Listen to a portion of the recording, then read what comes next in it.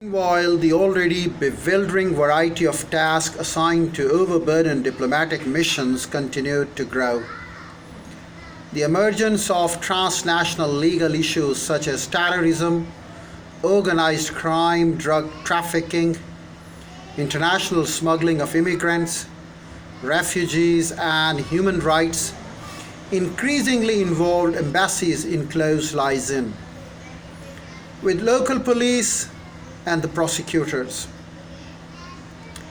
As the 20th century came to an end, however, the number of diplomatic missions maintained by independent states began to decline under the influence of various factors, including budgetary constraints, the growing European practice of joint diplomatic representation by two or more members of the EU in the capitals of foreign states of relatively little interest to Europe, greater willingness to accredit ambassadors simultaneously to several regional states, and diminishing domestic interest in foreign affairs.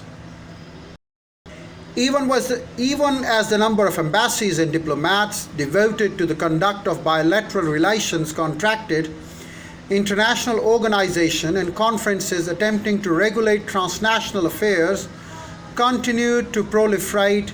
Indeed, the number of non-governmental entities attempting to influence the work of such organizations and conferences grew even more rapidly. Churches influenced the work of such organizations. Churches, the International Red Cross, and similar service and relief organizations, multinational corporations, trade unions, and host of special interest groups and professional organizations all developed lobbying efforts aimed at advancing specific transnational agendas.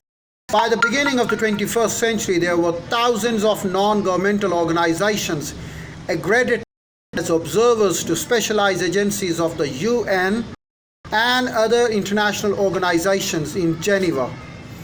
Negotiations over tariffs, debts, and issues of market access meanwhile assumed great importance. Efforts to liberalize the terms of private commerce came to involve foreign ministries of trade, specialized ambassadors at large, as well as the resident ambassadors, consulars, officers. They all emerged.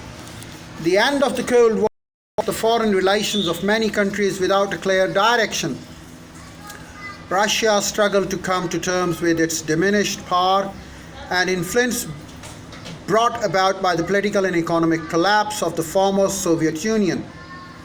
Deprived of its Soviet enemy and unchallenged as a global power, the United States clung to its alliance but deferred less to its allies and found itself increasingly isolated in international forums. Europe progressed towards greater unity without developing a clear vision of its preferred place in the world, including its relationship with its long